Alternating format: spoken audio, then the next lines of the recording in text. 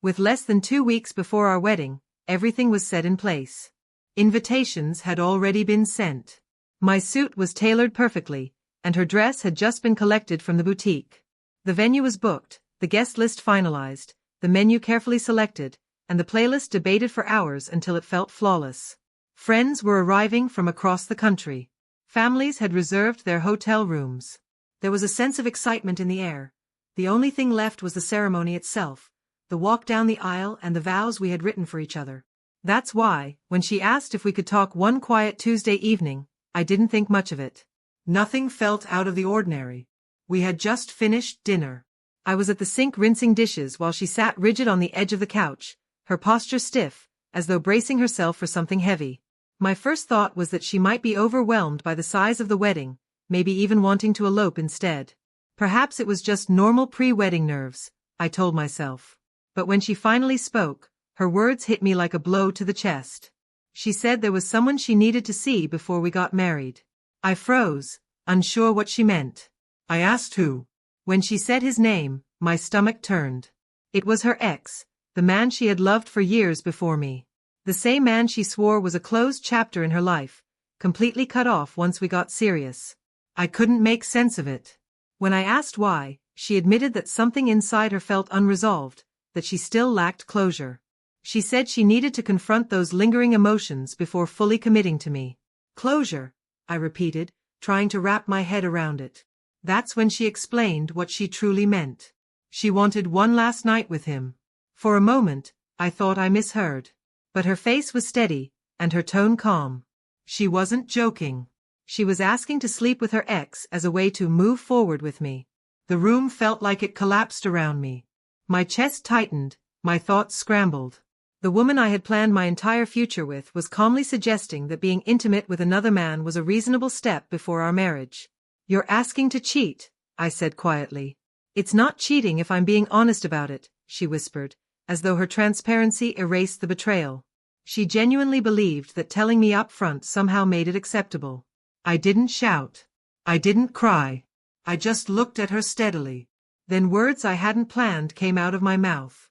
All right. Go ahead. Her eyes widened. What? You want your night with him? Take it, I said evenly. But when you come back, I won't be here. She opened her mouth, but no words came.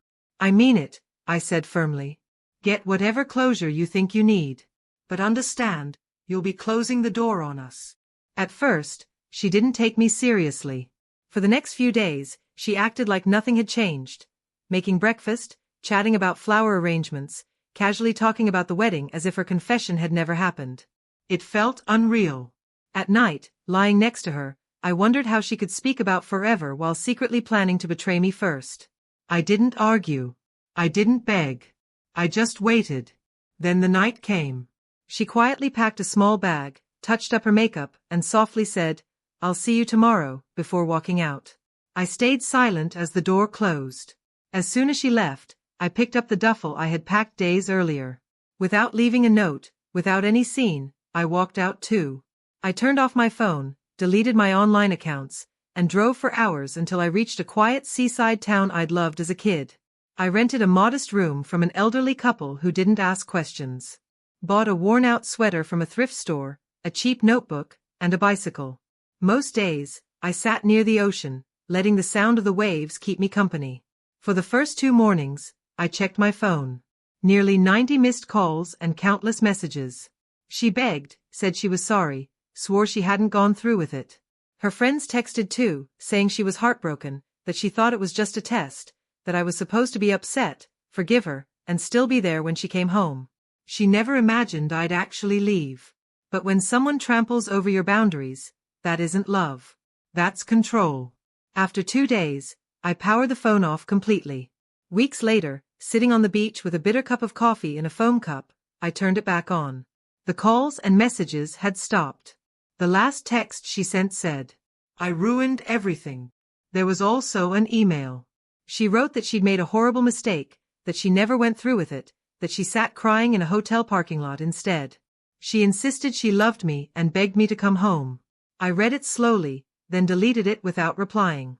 I didn't need her explanations. I didn't need her closure. I had already found mine. She could rewrite the story however she wanted, say she panicked, claim she didn't mean it, even convince herself that I abandoned her. But deep down, she would always know the truth. She asked for one night with someone else. And in return, I gave her a lifetime to live with that choice.